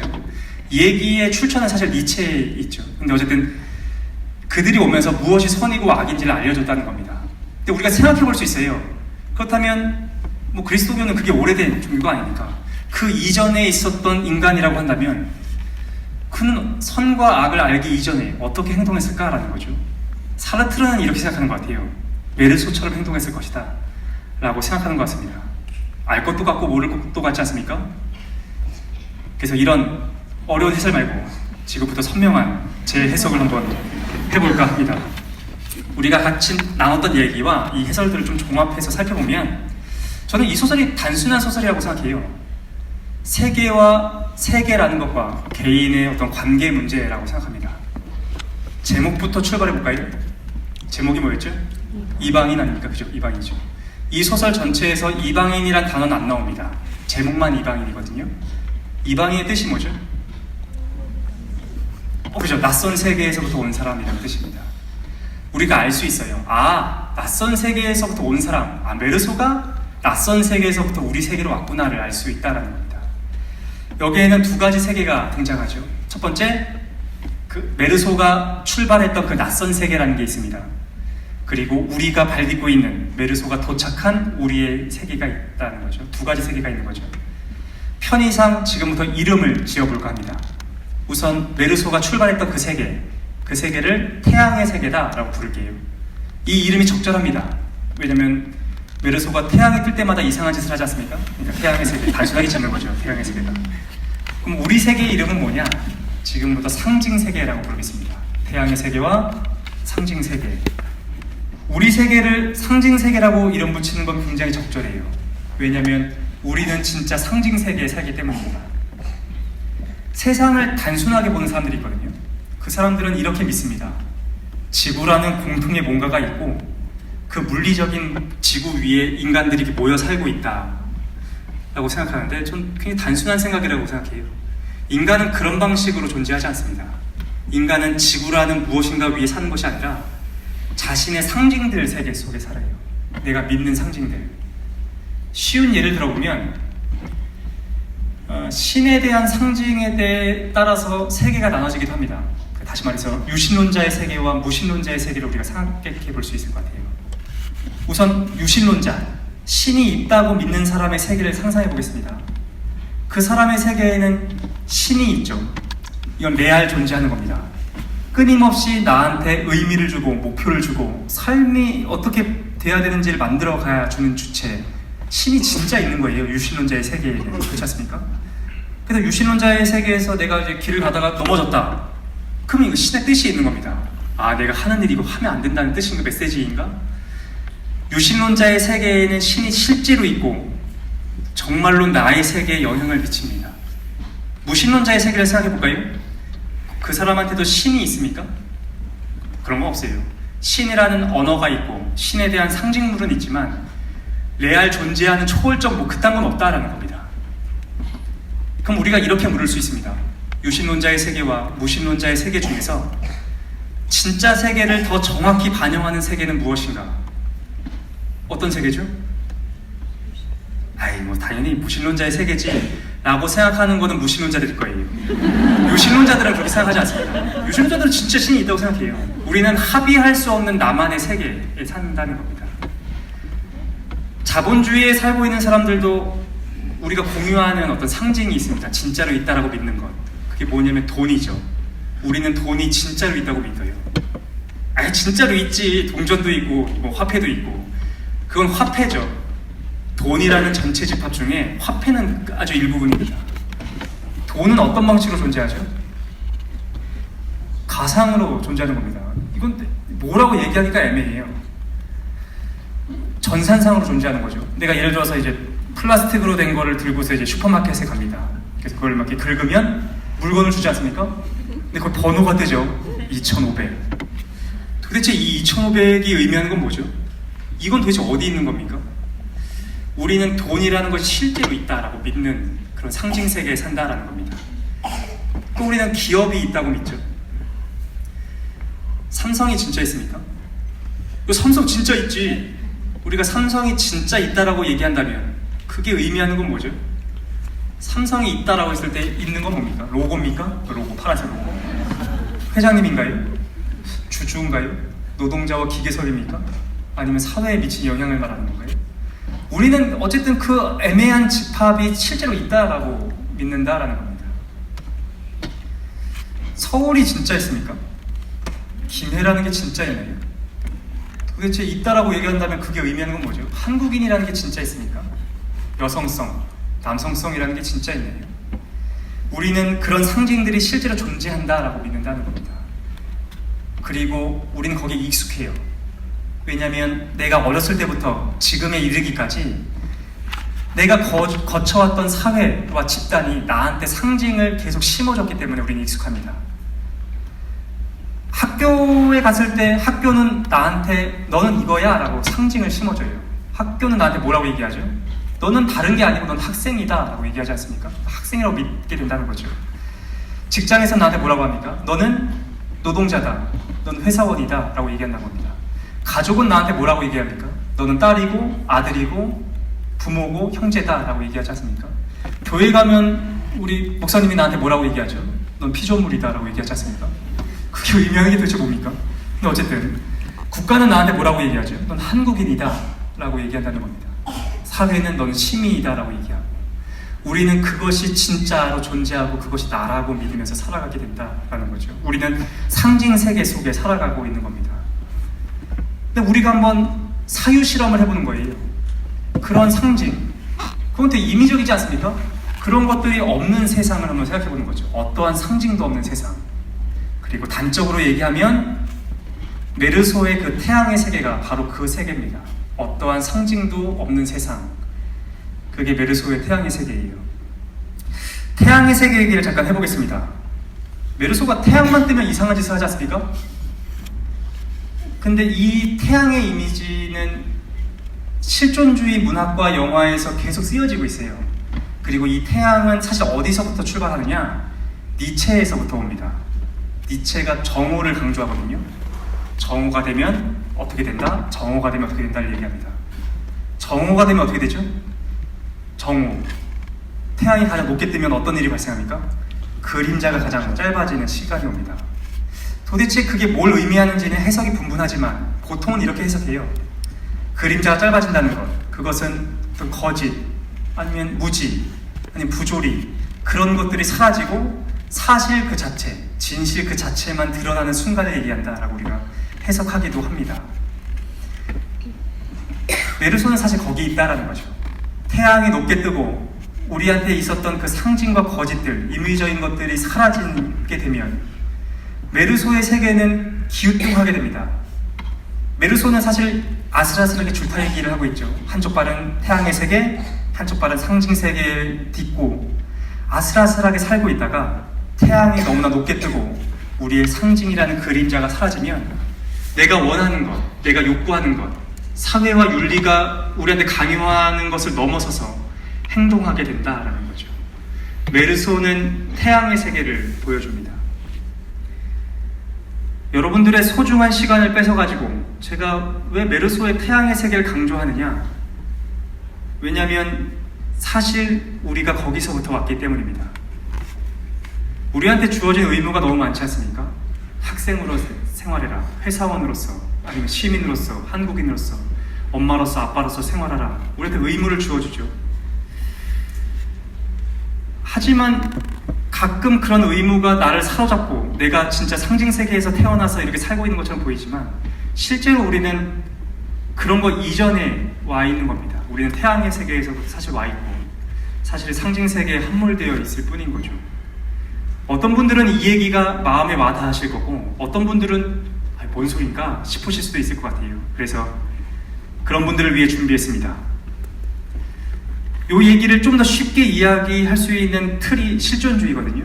그래서 지금부터 7분 정도 실존주의에 대해서 얘기한 다음에 이 실존주의 개념을 다시 이방인에 갖다 꽂기로 하겠습니다. 그럼 이 얘기가 좀 더 쉽게 접할 수 있을 것 같아요. 다음 실존주의. 놀라운 시간이 될 겁니다. 여러분이 잘 오신 거예요. 왜냐하면 실존주의 이름은 들어봤지만 뭔지 잘 모르겠지 않습니까? 제가 장담하건대 여러분 인생에서 실존주의를 이해할 수 있는 순간이 바로 이 순간일 겁니다. 거의 마지막 순간일 거예요. 7분을 넘기고 실존주의 모르고 죽을 수도 있습니다. 정말이에요. 왜냐하면 실존주의 많이 이렇게 설명을 많이 해주시는데 너무 어렵게 설명해 주시는 것 같아요. 전 좀 그게 불만입니다. 왜냐하면 실존주의를 설명해 주시는 분들이 이걸 정확히 설명하려고 해주시다 보니까 너무 역사적인 맥락을 계속 설명해 주세요. 그러니까 어려운 겁니다. 보통 이렇게 설명을 많이 하시죠. 실존주의란 무엇인가? 2차 세계대전 이후에 인간에 대한 허무주의를 바탕으로 한 포스트 모던과 그 후설의 현상학을 기반으로 탄생한 새로운 사상적 조류. 이게 무슨 말입니까? 알 수가 없지 않습니까? 그래서 일단은 그걸 좀 배제하고 통시적인 것, 역사적인 걸 배제하고 요거의 개념, 구조만 좀 말씀드릴게요. 그래서 대충 이런 개념이구나를 이해하신 다음에 나중에 그 역사적인 것들을 들으신 다음에 이제 첨부하시면 될 것 같다라는 생각이 듭니다. 실존주의는 사실 어려운 개념이 아닙니다. 단적으로 얘기하면 이렇게 얘기할 수 있어요. 실존주의란 무엇인가? 서구를 중심으로 볼 때 서구의 아주 오래된 2000년이 넘은 가장 근원적인 질문이 하나 있거든요. 철학자들이 많지 않습니까? 그래서 어떤 분들이 이렇게 말해요. 야, 철학자들이 너무나 많고 너무 다양한 얘기를 해왔다. 근데 그렇진 않습니다. 서구 철학은 일관된 한 가지 질문을 계속해서 해오고 있어요. 그게 뭔가? 인간의 본질이 무엇인가? 라는 질문인 거죠. 그 2000년 동안 그게 무엇인가에 대해서 계속 싸워오게 됩니다. 실존주의란 무엇인가? 단적으로 얘기하면 2000년간 지속되었던 인간의 본질이란 무엇인가라는 질문에 대한 해답이다라고 저는 생각합니다. 그러니까 그 질문의 마지막에 서 있는 거예요. 하지만 실존주의는 그거에 대한 구체적인 답을 주는 대신에 질문에 문제가 있었던 것은 아닌가라고 의심하게 합니다. 하나씩 한번 가보도록 할까요? 우리도 한번 그 오래된 질문을 따라가 보도록 하죠. 다음, 인간의 본질은 무엇인가? 2000년이 넘은 서구의 가장 근원적인 질문이죠. 인간의 본질이 뭐라고 생각하십니까? 인간의 본질. 본질이 뭐지? 라는 생각이 들지 않습니까? 본질이 뭐죠? 본질의 사전적 정의는 이런 겁니다. 변화하는 것들 말고 모든 변화하는 것들 전체를 관통하는 변하지 않는 그 무엇, 그것이 본질이죠. 그 에센스를 얘기합니다. 그렇지 않습니까? 세상의 모든 것들은 다 변합니다. 다 늙고 낡고 병들어가게 되는 거죠. 그런데 그런 것들 말고 그 모든 것들을 관통하는 변하지 않는 것, 그게 본질이에요. 한번 거기서부터 출발해 보도록 하죠. 다음 본질 얘기부터 한번 해보겠습니다. 세상의 모든 것들은 본질을 갖습니다. 마이크도 그렇고 책상도 그렇고 핸드폰도 그렇고 우리 옷도 그렇고 다 본질을 갖고 있어요. 예를 한번 들어볼까요? 다음. 당연히 의자도 본질이 있을 겁니다. 그렇죠? 겉모습은 다 바뀌어요. 돌 의자도 있고 플라스틱 의자도 있고 철제 의자도 있고 나무 의자도 있고 겉모습은 다 다르죠. 하지만 그것 전체를 관통하는 변하지 않는 그 무엇, 에센스가 있는 겁니다. 의자의 본질이 뭘까요? 그렇죠. 다음. 앉는 것입니다. 그렇죠? 이 본질이 너무나 중요해요. 그래서 예를 들어서 이 의자가 못 앉게 됐다. 부러졌다. 못이 나왔다. 그럼 우리는 이 의자를 어떻게 하죠? 버립니다. 폐기 처분하죠. 왜냐하면 본질을 상실한 개체는 존재 의미가 없는 겁니다. 본질이 너무나 중요한 거예요. 다른 예도 한번 들어볼까요? 그렇죠? 돼지. 돼지의 본질은 뭡니까? 그래서 누가 자신감 있게 말씀하셨지만 이게 차마 얘기하기 부끄러운 건데 우리 머릿속에는 있지만 다음. 그렇죠. 먹는 겁니다. 뭐 돼지가 이 얘기를 들으면 말도 안 되는 소리를 하고 있다고 하겠지만 돼지는 이 자리에 없으니까. 돼지의 본질은 우리는 먹는 걸로 취급하죠. 그렇지 않습니까? 만약에 돼지들이 구제역에 걸렸다, 못 먹게 됐다, 그럼 우리는 어떻게 합니까? 살처분합니다. 왜냐하면 본질을 상실하면 존재 의미가 없다라는 거죠. 다음. 그렇다면 인간도 있을 겁니다. 인간의 본질은 뭘까요? 파괴. 너무나 중요해서 이걸 상실한 개체는 존재 의미가 없는 그 무엇. 모든 인간, 노인부터 여성이며 남성이며 아이까지 모든 인간 전체를 관통하는 가장 근원적인 것. 그게 뭡니까? 예? 자. 예? 자. 자. 전쟁이요? 네? 존재. 다들 이렇게 형이상학적인 말씀하셔가지고 맞는 것 같습니다. 들어보니까 맞는 것 같기도 하고죠. 근데 학교에서 이렇게 많이 배웠던 것 같아요. 인간의 가장 고유한 특성이 뭐냐? 이성이다라고 많이 배우지 않습니까? 인간의 이성적 능력. 그것이 동물 아니면 사물과 구분되는 인간의 가장 본질적인 특성이다. 가장 위대한 특성이다라고 배워왔다는 거죠. 맞는 말 같습니다. 생각해보면 인간한테 가장 중요한 건 이성이에요. 그렇죠? 그래서 이성을 상실한 인간은 별로 존재 의미가 없는 겁니다. 그래서 IQ 테스트를 해서 IQ가 80이 안 되는 개체들은 다 폐기 처분해도 괜찮은 거죠. 왜냐면 이성이 가장 본질적인 거니까. 말도 안 되는 소리죠, 그죠? 이런 얘기는 위험한 얘기입니다. 사실 우리가 알 수 있어요. 이성은 인간의 본질이 아니라는 걸 알 수 있습니다. 왜냐하면 우리는 이성이 없는 인간도 인간으로 대우하기 위해 노력하지 않습니까? 이성은 아닌 것 같아요. 그러면 또 뭐가 있을까요? 좀 구체적인 것. 인간의 가장 본질적인 특성. 직립보행? 말도 안 되는 얘기죠, 그죠? 뭐가 또 있을까요? 그리스도에 대한 믿음. 옛날에는 그렇게 믿었었죠. 중세에는, 그죠? 그래서 그런 그리스도에 대한 믿음이 없으면 마녀라고 생각하고 환영시키지 않습니까? 아니라는 걸 알죠. 인간의 본질. 어떤 분들은 존재 자체다. 그 다음에 또 뭘 말씀하셨는데 사실 우리가 추상적으로 접근할 수밖에 없게 되는 것 같긴 합니다. 그죠? 근데 실존주의자들이 알았어요. 아무리 대입해봐도 이걸 상실하면 인간을 폐기해도 괜찮을 만한 그 무엇이 없다라는 겁니다. 그래서 실존주의자들이 이름을 붙여기로 했어요. 그런 게 있구나. 본질을 갖지 않는 개체도 있는 거구나. 그렇다면 본질을 갖지 않는 이 개체에 새로운 이름이 필요하겠다. 그래서 붙인 이름이 뭐냐? 다음. 그게 실존인 겁니다. 다음. 본질과 실존은 사실 존재의 두 가지 양상인 거예요. 세상에 존재하는 모든 것들은 두 가지 방식으로 존재하는 겁니다. 본질을 갖고 있는 개체들이 있고 본질을 갖고 있지 않기 때문에 다만 실존이다 라고 부를 수밖에 없는 개체가 있다 라는 거죠. 하지만 우리는 이 얘기가 어렵기도 하고 불편하기도 합니다.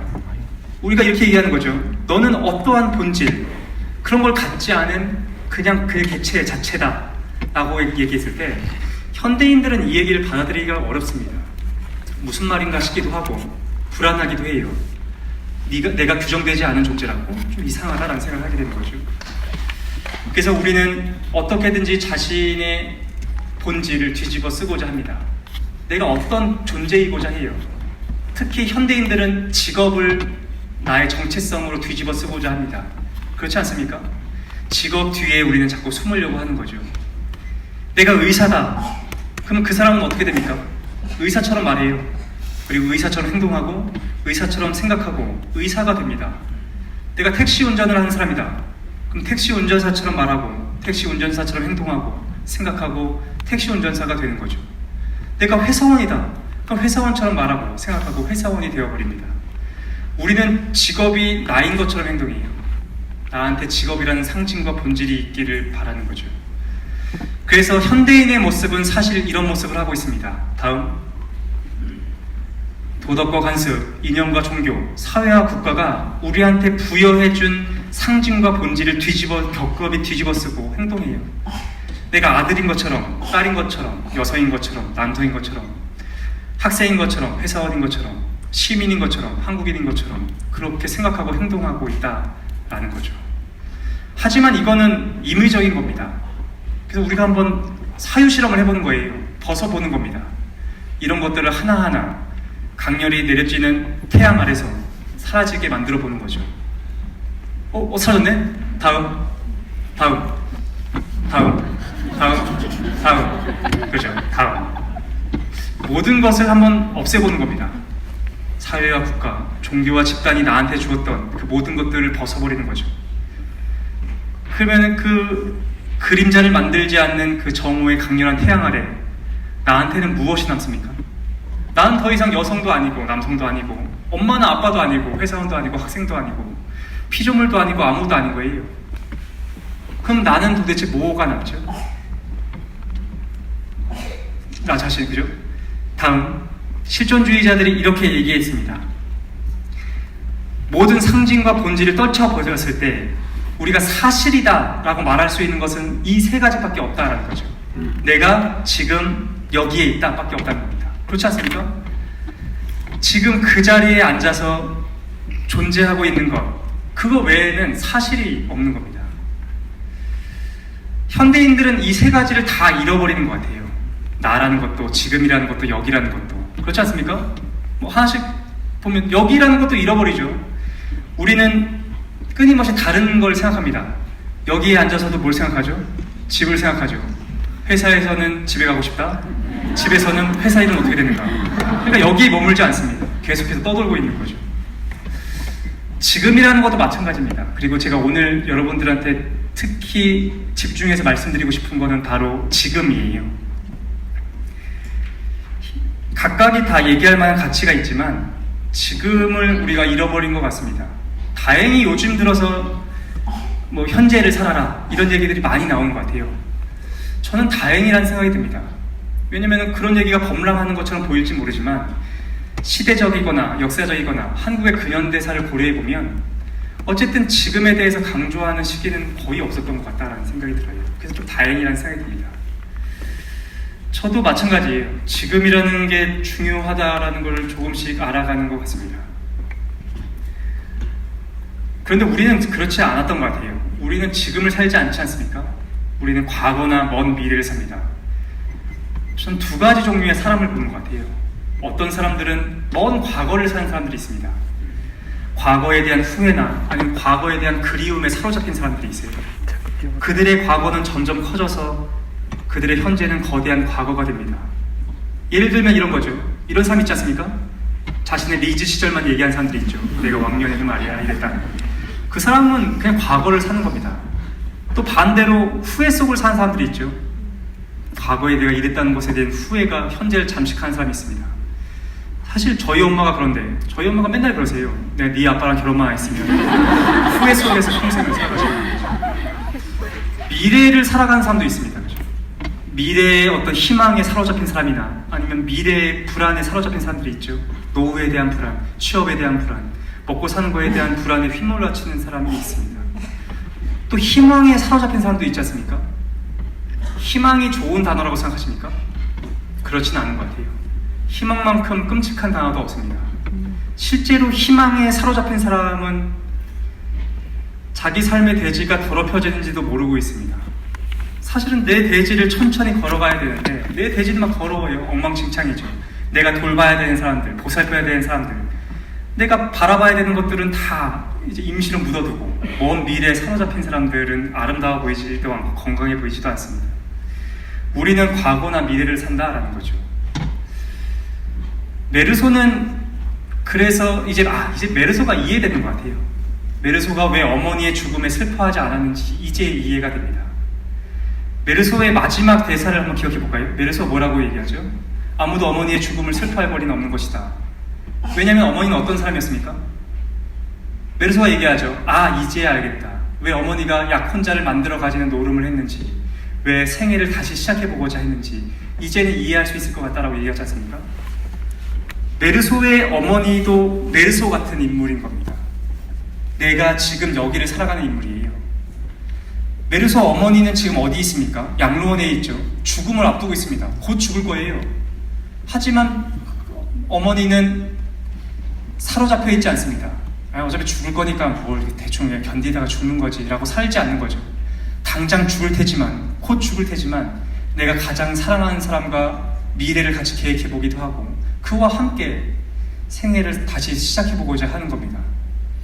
메르소도 이렇게 얘기하죠. 나도 마찬가지라는 겁니다. 나도 과거에도 행복했고 지금도 행복하다고 생각했다라고 얘기하지 않습니까? 메르소도 알걸요? 오늘 죽을 거예요. 오늘 새벽에 눈 떴는데 오후에 나 목매서 이제 단조돼서 죽을 겁니다. 하지만 뭐라고 얘기하죠? 그럼에도 불구하고 나는 지금도 행복하다고 얘기하지 않습니까? 왜냐하면 미래의 불안에 사로잡혀 있지 않기 때문인 거죠. 요즘에 저는 과거와 미래에 사로잡혀 있었습니다. 그러다가 뒤에서 뭐 얘기 나올 수 있으면 다시 할 텐데 지금에서야 조금씩 고민하게 되는 것 같아요. 지금을 살아가는 것에 대해서 생각하게 됩니다. 왜냐면 이게 나쁘고 손발에 오그라드는 얘기일 수도 있겠지만 행복이라는 것이 어쩔 수 없이 지금에 머무는 것에서 나온다라는 생각을 조금씩 하게 되는 것 같기 때문입니다.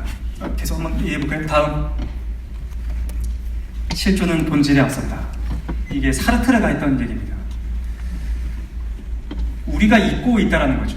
우리가 만들었던 용어, 사용했던 용어를 대입해보면 이렇게 얘기할 수 있는 겁니다. 실존, 규정되지 않은 상태, 태양의 세계라는 것은 본질, 우리가 지금 살고 있는 이 상징 세계, 그것보다 앞서 있다라는 말로 우리가 재해석해 볼 수 있을 것 같다라는 생각이 듭니다. 여기에는 이 강의가 필요 없는 분들이 있을 거라는 생각이 듭니다.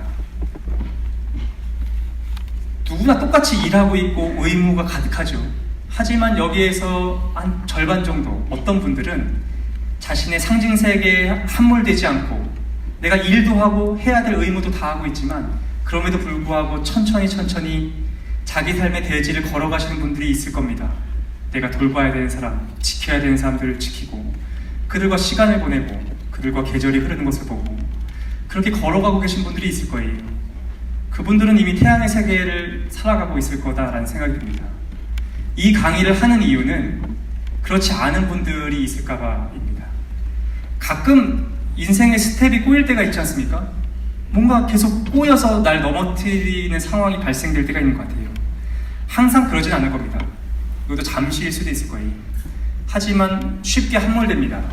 나한테 주어진 의무나 아니면 내가 해야 되는 일들, 그런 것들이 함몰돼서 불안이나 아니면 후회 속에서 살아가고 계신 분들이 혹시 있다고 한다면 사실 다시 한번 좀 기억해 내셨으면 좋겠다라는 마음에서 나한테 주어진 그 의무라는 것은 사실은 임의적인 것이고 나는 내가 지금 여기에 존재한다라는 것, 그 사실 하나만으로 사실로 부를 수 있는 그 상태에서부터 난 출발했다는 것을 좀 기억하셨으면 좋겠다라는 마음으로 좀 강연을 준비해 봤습니다.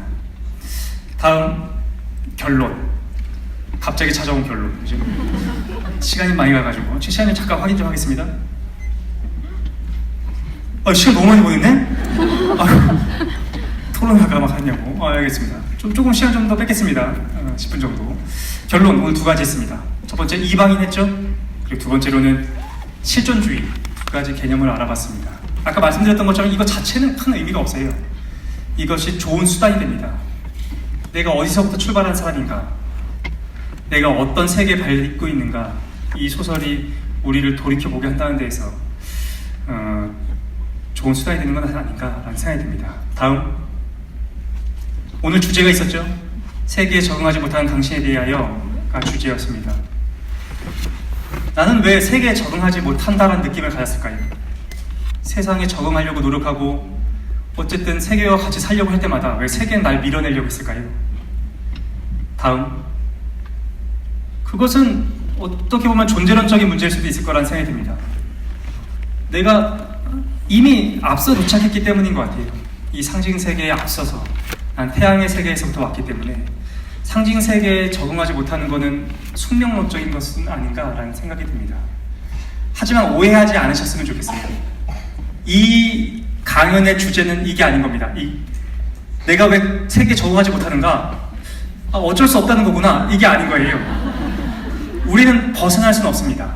나한테 주어진 의무들, 내가 부모로서, 학생으로서, 직장인으로서 이 의무를 벗어날 수는 없어요.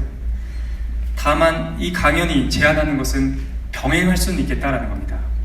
상징 세계에 함몰되지 않고 내가 거기에만 발담고 있는 사람이 아니라는 것을 이해하는 것만으로도 상징 세계에 함몰된 사람과 다른 방식으로 삶을 살아갈 수 있는 것은 아닌가 라는 생각 때문에 강연을 준비했습니다. 여기까지고 다음 질의응답으로 좀 나머지 시간을 좀 채운 다음에 끝내볼까 합니다. 박수는 시간 관계상 질의응답이 끝난 다음에 소급해서 하도록 하겠습니다. 원래는 질의응답을 좀 많이 받고 싶었는데 제가 너무 시간을 안 보고 해가지고 많이 사용했네요. 15분에 맞춰드려도 됩니까? 네. 알겠습니다. 괜찮나요? 괜찮죠? 네. 혹시 질문 있으시면 제가 빠르게 대답하도록 하겠습니다. 먼저 빨리 드셔가지고 드리겠습니다.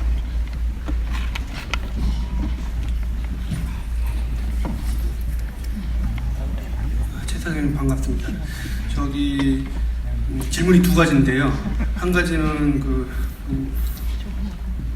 갑자기 우리는 무엇으로 만나는 그런 것 마지막 책 거기서 이제 벤치에서 느끼셨던 게 이제 마지막 책 거의 맨 뒷장에서 벤치에서 느끼셨던 게 어떤 체험이었는지 좀 알고 싶고요. 그 체험으로 인해서 주관이나 삶의 변화가 있으셨는지 알고 싶고요. 두 번째 질문은 빨리 해야 되는데 이거 소위 이제 도판이라고 얘기하는 작게는 세상의 책을 보고 사유하는 이라고 하는 어떤 종류가 있죠. 과학이라는 종류가 있지 않습니까? 그것이 대단해 보이죠. 과학자들이 그렇게 얘기하니까 그런가 보다 생각을 하는데 저 그렇지 않다고 생각해요. 저는 과학의 가장 기본적인 조건이 뭐냐면 우연적이고 일회적인 사건을 발생하지 않는다는 겁니다. 이과생들은 알걸요? 이거 자연과학의 기초 중에 기초예요. 우연적이고 일회적인 사건이라는 건 없는 겁니다. 이건 어떻게든 물리적인 그 이론들 안에서 다시 반복될 수밖에 없는 거예요. 우리가 한 번의 관찰이 하나의 이론의 구체적인 토대가 되는 이유도 그겁니다. 우리가 흑조를 발견한 동시에 어떻게 하죠? 흑조를 한 마리 봤어요. 그럼 어떻게 하죠? 모든 백조는 희다라는 전체 이론을 붕괴시키지 않습니까? 왜냐하면 하나의 그 흑조라는 것이 우연이고 일회적이지 않다라고 우리가 알기 때문입니다. 우리가 관찰되는 것은 반드시 반복되게 돼 있어요. 그건 이론의 법칙 안에서 무수히 반복될 겁니다. 여러분의 의식이라는 것, 지금 눈 떠서 이 세계를 보고 있다는 것이 일회적이고 우연적이라고 생각하십니까? 이거는 자연과학의 기본적인 원리에 어긋나는 겁니다. 만약에 어떠한 조건, 아주 우리가 100번 양보해서 우리의 의식이라는 것이 뇌라는 물질에서부터 나왔다라고 한번 가정해 봅시다. 그러면 사실 이렇겠죠. 논리적으로 보면 우리 뇌라는 어떤 조건들이 있었을 겁니다. 그걸 합해서 A 조건 그룹이라고 할게요. A 조건이라는 것이 물리적으로 결합이 되면 단백질이든 그 구조든 그러면 나의 의식 A-가 발현된다라고 가정해 보겠습니다. 아시겠죠? A가 조합되면 내 의식이 발현되는 거예요. 내 뇌의 물질적 조건 A가 발현되는 것이 일회적이고 우연적일까요? 그렇진 않을걸요. 우주의 시간이라는 건 거의 무한에 가깝고 인류는 굉장히 유사한 뇌의 구조를 끊임없이 재발생시킵니다. 내 뇌의 구조와 굉장히 유사한 구조는 무수히 많이 발생할 확률이 높은 거예요. 나는 다시 돌아오게 되는 겁니다. 아주 우연한 조합으로 A가 다시 10,000년 후나 20,000년 후에 다시 물질적인 조합이 이루어졌을 때 나의 의식 A-는 발현될걸요. 우리는 단발적이지 않습니다. 우리는 끊임없이 돌아오는 것 같아요. 그래서 이게 미친놈 같기도 하고 종류집회 같기도 하고 이거 어떻게 수습할지 모르겠는데 그래서 어쨌든 핵심은 그때의 경험이 큰 작용을 했습니다. 그런 생각을 하고 있었을 때였는데 만나는 사람들이 눈에 보이는 사람들이 어쩔 수 없이 무수히 많은 삶을 눈떴겠구나. 그리고 왜 하필이면 이 명동길에서 이 시간에 우리가 같이 모였을까를 생각해본 계기가 있어서 그걸 썼던 것 같습니다. 그리고